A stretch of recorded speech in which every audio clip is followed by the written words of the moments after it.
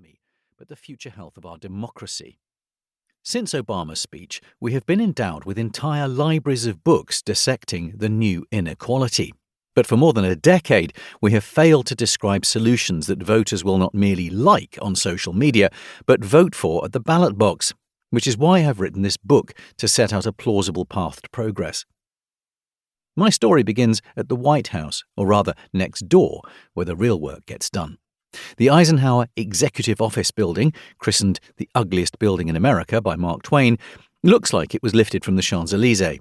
Today, its Second Empire grandeur is home to the President's staff, and it was here, one blue and white October morning, that I sat down with a small jet-lagged team from Her Majesty's Treasury to meet the brains behind Joe Biden. It was 2009, the year after the great financial crash. The banks had been saved, the economy was healing. But the political shockwaves, like a tsunami of popular anger, had only just begun. That morning, Jared Bernstein, the Vice President's chief economist, and at the time of writing, chair of President Biden's Council of Economic Advisers, told us why. For all the so-called triumph of the West and the imperishable glory of Cold War victory, Jared explained most American workers had not had a pay rise in years, in sharp contrast to the burgeoning wealth of a lucky few. While some read ancient history as an affirming end of history, for most it felt like the end of progress. I remember the feeling in my stomach as I wondered, was the same curse afflicting Britain? I got back to the Treasury that week to talk it over with Alistair Darling, the Chancellor of the Exchequer. Those were difficult days in the Treasury, where I was Chief Secretary. I was in the middle of negotiating the biggest round of government spending cuts in decades in order to halve our deficit in just 4 years without triggering another recession.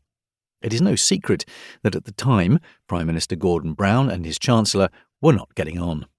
Too often, I was the bridge between the two. Some mornings I would get a call from the PM asking me to say one thing on the radio, and 20 minutes later the Chancellor would ring to insist I said the opposite.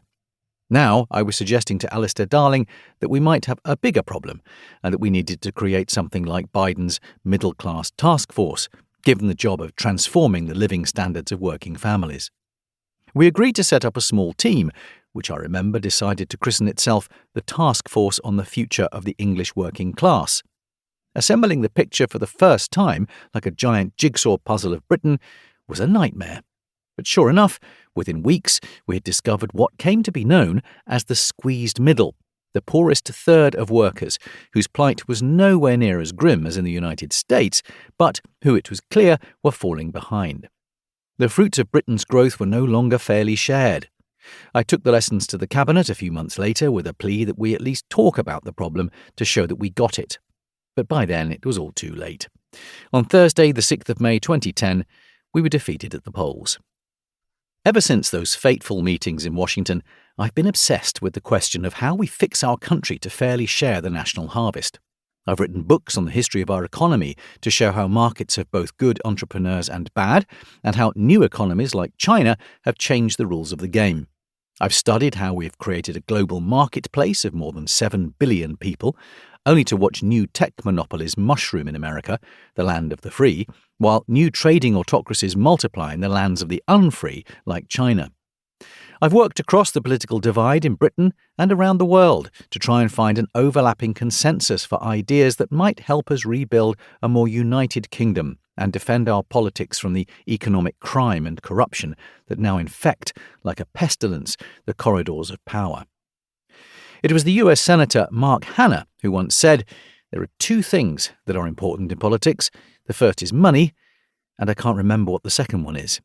More often now I feel the same about British politics. I am by nature an optimist. We now live not merely in an era of change, but in a change of era. The prizes of economic growth in the years ahead will be enormous. But if we are to fairly share the future, we need not a revolution, but a reformation and a renaissance of a very old ideal.